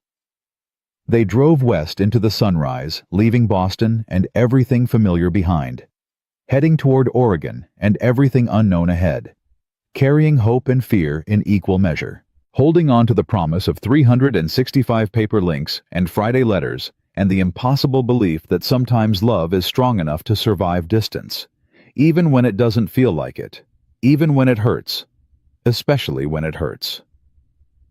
Oregon rain was different. Daniel noticed it the first week, softer somehow, like the sky was crying gently instead of attacking. Their apartment had 2 bedrooms. Emma got her own space for the first time in her life. She decorated it with drawings, and her unicorn and the paper chain stretched across one entire wall. 364 days left. She announced the second morning, tearing off a link. You're counting already. Every single day, Daddy. That's the promise. The program was harder than Daniel expected. Classes during the day, clinicals at night, homework that made his brain hurt. But for the first time in 5 years, he was using his mind instead of just his hands, building something instead of just maintaining. Emma started at a new school, cried the first week, made a friend the second week. By the third week, she came home chattering about a girl named Sophia, who had a pet hamster and wanted to be a veterinarian. Do you like it here? Daniel asked one night over dinner. Emma pushed her vegetables around. It's okay. Just okay. I miss Victoria, and Mrs. Chen, and my old room, even though it was small. Emma looked up at him. But I like having my own space, and Sophia's nice, and you seem happier. I am happier, but also sadder. You can be both, right? Yeah, baby. You can be both. Friday came. Daniel opened Victoria's first letter after Emma went to bed. Her handwriting was neat, controlled, but the words underneath were anything but. Dear Daniel, it's been 4 days and the apartment already feels too big. I keep making too much food. Keep forgetting you're not coming over. Keep reaching for my phone to text you something funny, Emma said, before remembering she's not here to say funny things anymore. I'm not good at this. At missing people. I usually just work harder until I forget to feel. But I can't forget you. Can't forget her. You're both stuck in my head and my heart, and I don't know how to function with this much space where you used to be. But I'm trying. I'm being brave. I'm letting you fly. Even though it's killing me. Love, V. Daniel read it 3 times. Then he wrote back. Dear V. Emma tore off her first paper chain link like it was a sacred ritual. 364 to go. She counts them every night before bed. I'm not sure what happens when we get to 0. I'm not sure what I want to happen. Oregon is good. The program is hard, but good. Emma's adjusting. I'm adjusting. But everything feels incomplete without you. Like I'm living someone else's life and just borrowing it for a while. I don't know if that feeling will fade or if I'll carry it for the whole year. Maybe longer. But thank you for the letter. For making Friday feel like Friday, even when we're 2,000 miles apart. Love, Daniel. The weeks blurred together. Classes, clinicals, homework, Emma's school events, soccer sign-ups, parent-teacher conferences where the teacher said Emma was bright but seemed distracted. She draws the same 3 people over and over. The teacher showed Daniel a stack of pictures, stick figures, a tall one, a medium one, a small one. Always together. Always holding hands. That's us, Daniel said quietly. Her family. The three of you, it's complicated. Every Friday, Daniel read Victoria's letter. Every Friday he wrote back. They video called on Sundays. Emma would talk for an hour straight about school and Sophia and the hamster and how Oregon rain was different. Victoria would listen like every word mattered, like Emma was the most important person in the world. I miss you, Emma said every single call. I miss you too, sweet girl. How many days left? 297. Victoria always knew the exact number. That's still so many. It'll go faster than you think. But it didn't. Every day felt long. Every week felt longer. By March, Emma stopped tearing off the paper chain links with excitement. Started doing it mechanically. Another day down. Another day closer. Another day that Victoria wasn't there. Daddy, what if she forgets about us? Emma asked one night. She won't. How do you know? Because I talk to her every week. She asks about you constantly. What you're learning. What you're drawing. If you still sleep with your unicorn. Do I? Every night, Em. Does she sleep with anything? Daniel thought about it. Realized he didn't know. Didn't know what Victoria's bedroom looked like. What she wore to sleep. What she did on Saturday mornings now that they weren't there. A whole life he wasn't part of anymore. I don't know, baby. Maybe you should ask her. In your next letter. So he did. And Victoria wrote back. I sleep with a t-shirt you left behind. The blue one with the coffee stain. You probably didn't even notice it was missing. But I took it that last night, and I've been wearing it every Friday since you left. It doesn't smell like you anymore. But I pretend it does. Is that pathetic? Don't answer that. I already know it is. But pathetic is all I have right now. Daniel's chest hurt reading it. He wrote back immediately. It's not pathetic. I sleep with a sweater you left at my place, the gray cardigan. Emma caught me once and asked why I was wearing girl clothes. I told her it was comfortable. She said I looked sad. Kids see everything. I miss you, not in an abstract way. In a very specific, very painful. My chest hurts when I think about you way. I don't know if that gets better. I don't know if I want it to. By May, Daniel was top of his class. His clinical supervisor said he had natural instincts, that he should consider specializing, that he had a real future in this. How does it feel? Victoria asked on their Sunday call. Emma was at Sophia's house, first time they'd talked alone in months. Surreal. Like I'm playing dress-up in someone else's life. It's your life now, Daniel. Doesn't feel like it yet. When will it? I don't know. Maybe when you're here too. Victoria was quiet. Then she said, Have you thought about what happens after when the program ends? Every day. And I don't know. They've already offered me a position at the hospital here. Good pay, benefits, everything I've wanted. But it's not Boston. It's not you. Daniel. I know. I know I can't build my life around you. You told me that already. But Emma asks about you every single day, and I think about you every single minute. And nothing here feels permanent because you're not here to make it real. I can't come to Oregon. I know. My company is here. My whole life is here. I know that too. Then what are we doing? What is this year for if you're just going to resent the distance? I don't resent it. I'm grateful for it. For the opportunity. For the growth. For everything good that's happened. But that doesn't mean I don't wish you were here to see it. Victoria's eyes filled with tears on the screen. I wish that too. Every day. But wishing doesn't change reality. What if we change the reality? How? I don't know yet, but we have 7 more months to figure it out. By August, Emma had stopped asking when they were going back. Started saying, when we lived in Boston, instead of when we go home. Started calling Oregon home. Daniel noticed. Didn't say anything. But it sat in his chest like a stone. The paper chain was half gone. 182 links left. Are you excited to see Victoria? Daniel asked one night. Emma shrugged. I guess. You guess. It's been so long, Daddy. What if it's weird? What if we don't remember how to be together? Love doesn't forget, Em, even when people are apart. How do you know? Because I still love her exactly the same as the day we left. Maybe more. Distance didn't change that. Do you think she still loves us? I know she does. How? Because she's still writing letters, still calling, still counting the days. You don't do that for people you've forgotten. In September, Daniel graduated top of his class. Emma wore her butterfly dress to the ceremony. They video called Victoria so she could watch. I'm so proud of you, Victoria said, crying through the screen. So incredibly proud. I couldn't have done it without you. Yes, you could have. You just didn't have to. After the ceremony, the hospital made their offer official. Medical technician position.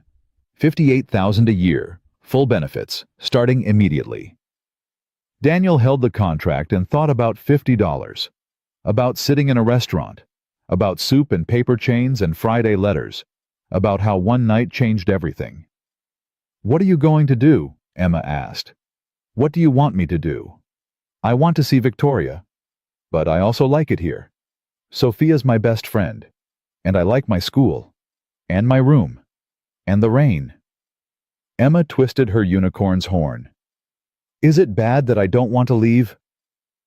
Daniel's heart cracked open. No, baby. That's not bad. That means we built something good here.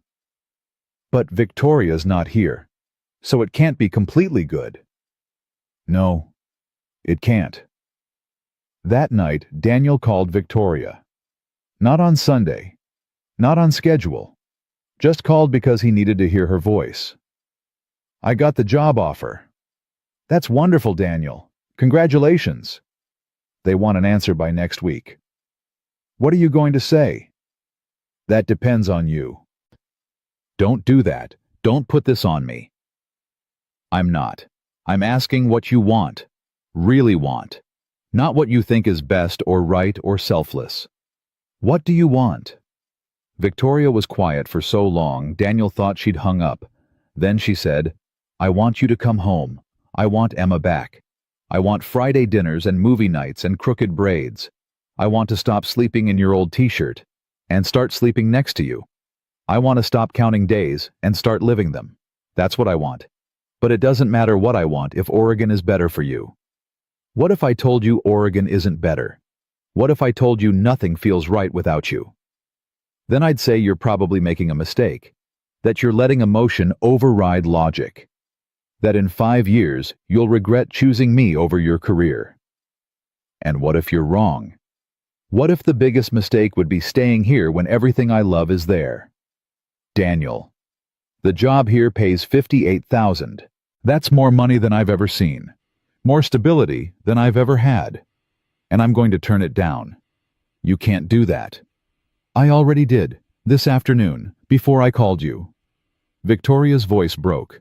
Why would you do that? Because Emma draws the same 3 people every single day.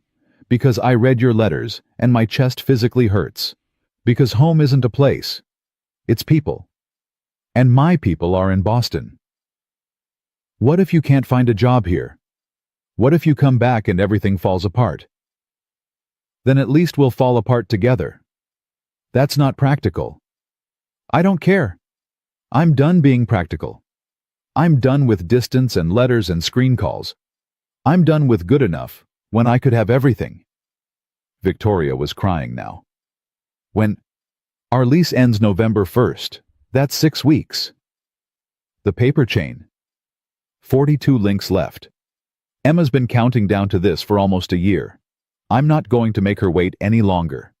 We're coming home, Victoria, if you'll have us. If I'll have you, Daniel. I've been waiting for this moment since you left. I've been holding my breath for 323 days, hoping you'd come back. Then stop holding your breath.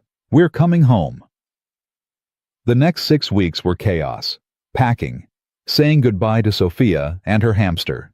Emma's tears about leaving her friend mixed with excitement about seeing Victoria. Finding an apartment in Boston. Finding a job. Marcus calling everyone he knew until someone bit. A position at Mass General. 52,000. Benefits. Starting December 1st. Less money than Oregon. Harder work. Smaller apartment. But Boston. Home. Victoria. Emma tore off the last paper chain link on October 31st. Tomorrow we see her. Tomorrow we see her. Daddy, I'm scared. Why? What if it's different? What if we're different? Then we figure it out together. That's what love is. Figuring it out. They drove across the country in 3 days. Emma slept most of the way, clutching her unicorn. Daniel drove and thought about the last time he'd made this drive in reverse. How scared he'd been. How uncertain. How everything felt like ending. Now it felt like beginning. They arrived in Boston on November 1st at 6 in the evening. Daniel texted Victoria. "We're here. Are you ready?" "I've been ready for 365 days. Meet us at Marcello's, table 12, 7 o'clock. "Why there?" "Because that's where everything started. Seems right that it's where we start again." Daniel Carter. "Are you taking me on a date?" "I'm taking you on a promise. There's a difference." "What's the difference?" "You'll see." At 6:50, Daniel and Emma walked into Marcello's. The hostess recognized him somehow. "Mr. Carter, Ms. Sterling made a reservation, table 12. She said to tell you she'd be here at 7 exactly." They sat down. The same table. The same view of the door. But this time, Emma was with him. This time he wasn't waiting alone. This time everything was different. "I'm nervous," Emma said. "Me too." What if she changed her mind? She won't. How do you know?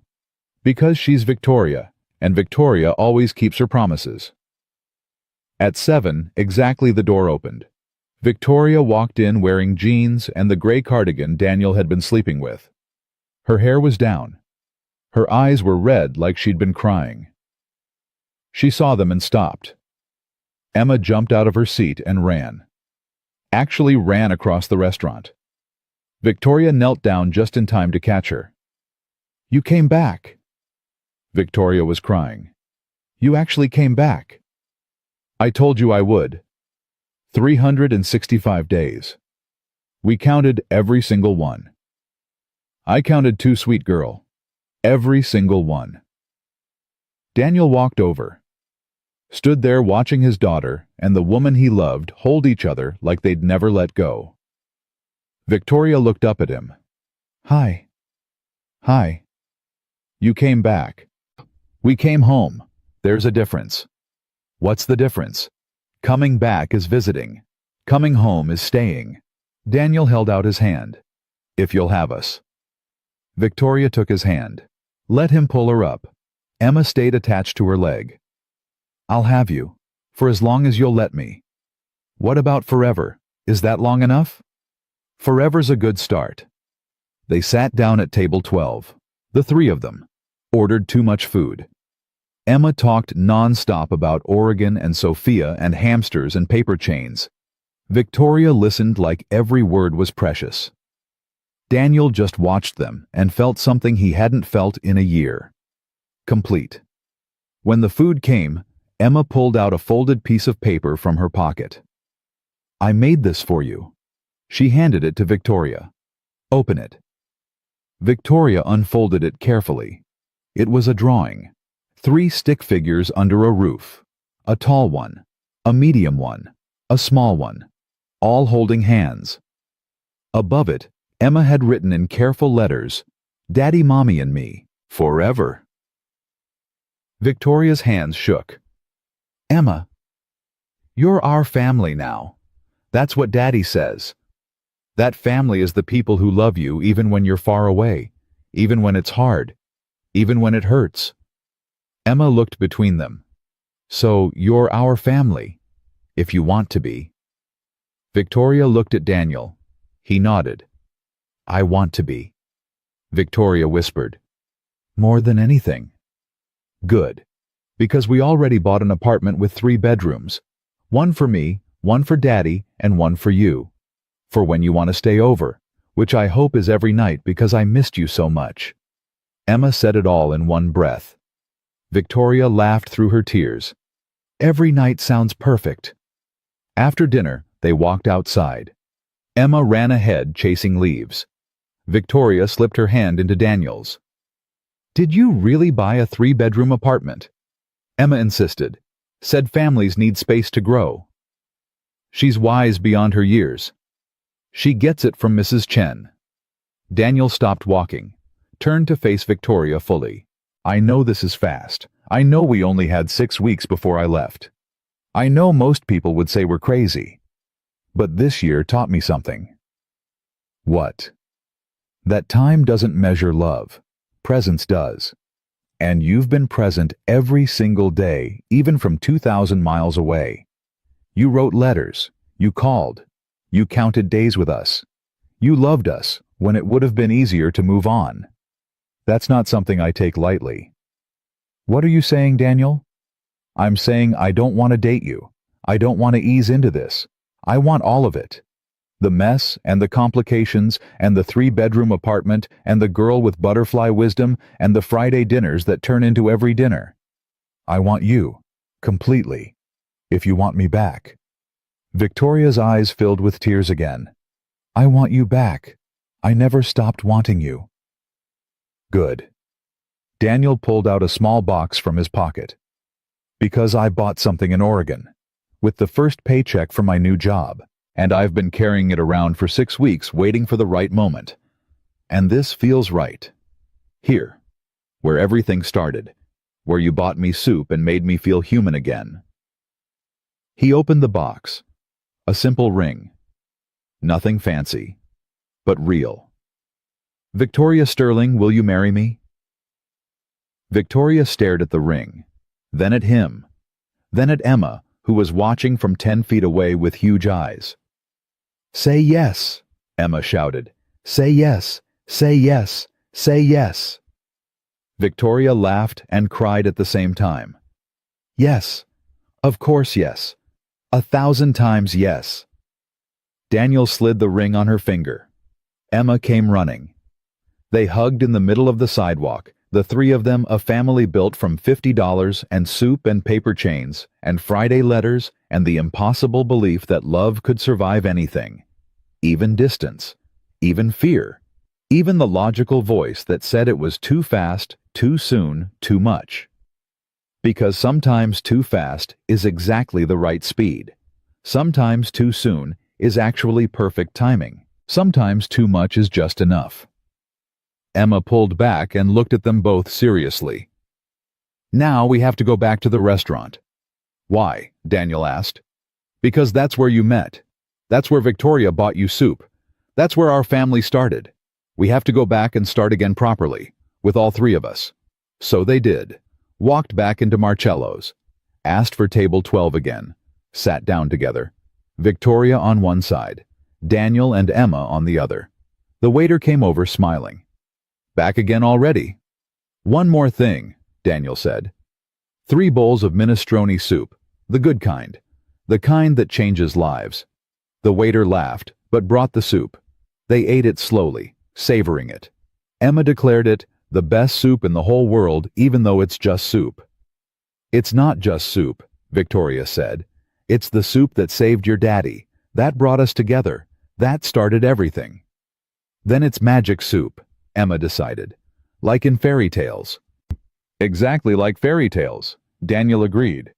Except better, because this is real. When they finally left the restaurant for the 2nd time that night, Emma was yawning. Daniel carried her to the car. She rested her head on his shoulder. Daddy? Yeah, baby. Are we happy now? Daniel looked at Victoria walking beside them, her hand in his, her ring catching the streetlights, her smile real and unguarded. Yeah, Em. We're happy now. Good, Because I was getting tired of waiting. They drove to their new apartment, unpacked boxes while Emma fell asleep on the couch. Victoria made coffee. Daniel found Emma's drawing and pinned it to the refrigerator. 3 stick figures, 1 roof, forever. A year ago, he'd sat in a restaurant with $50 and no hope. Tonight, he had everything: a career, a daughter, a woman who loved them both, a future that looked nothing like what he'd planned, but everything like what he'd needed. "Thank you," he said to Victoria. "For what?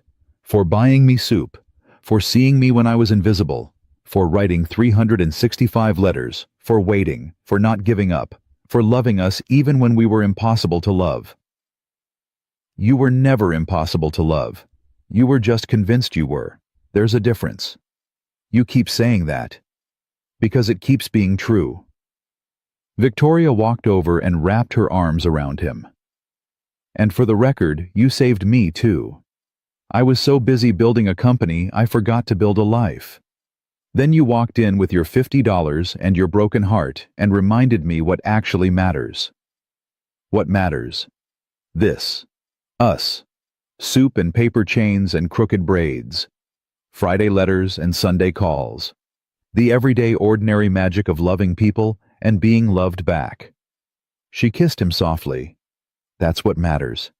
Everything else is just noise." Emma stirred on the couch, mumbled something about butterflies. Daniel covered her with a blanket. "Should we move her to her bed?" "In a minute," Victoria said. "I just want to look at this for a second." "Look at what?" "All of it. You, her, this apartment with 3 bedrooms, the life we're about to build. I want to remember this moment, this exact moment when everything became real." Daniel pulled her closer.